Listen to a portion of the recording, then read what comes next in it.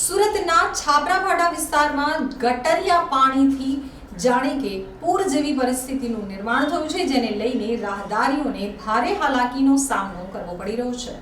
સુરત મહાનગરપાલિકામાં સમાવિષ્ટ છાપરાભાઠા વિસ્તારમાં ગટરિયા પૂરને કારણે સ્થાનિક નાગરિકો સહિત રાહદારીઓ અને વાહન ચાલકોને ભારે હાલાકીનો સામનો કરવો પડી રહ્યો છે।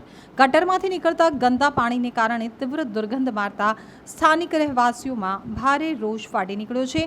તો છાપરાભાઠા વિસ્તારમાં વ્રજ અપાર્ટમેન્ટની સામે મેઇન રોડ ઉપર ગટરિયા પૂરની સ્થિતિ સર્જાવા લાગી છે। રસ્તા ઉપર ગટરનું પાણી વહેતા રાહદારીઓથી માંડી વાહન ચાલકોને ભારે હાલાકીનો સામનો કરવો પડે છે।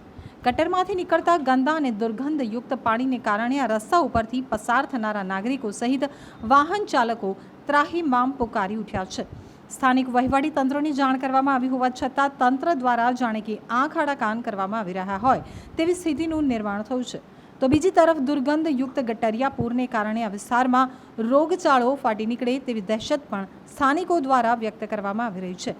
એક તરફ સ્વચ્છતામાં સમગ્ર દેશમાં ઇન્દોર સાથે પહેલો નંબર મેળવનાર સુરત મહાનગરપાલિકાનું વહીવટીતંત્ર આ વિસ્તારમાં વસવાટ કરતા સેંકડો નાગરિકોના માથે એક તરફ રોગચાળાનું જોખમ ઊભું થવા પામ્યું છે, ત્યારે વહીવટીતંત્ર યુદ્ધના ધોરણે આ સમસ્યાનું સમાધાન કરવાને બદલે કુલડીમાં ગોળ ભાંગવાના પ્રયાસને પગલે પણ સ્થાનિકોમાં ભારે રોષ ફાટી નીકળ્યો છે।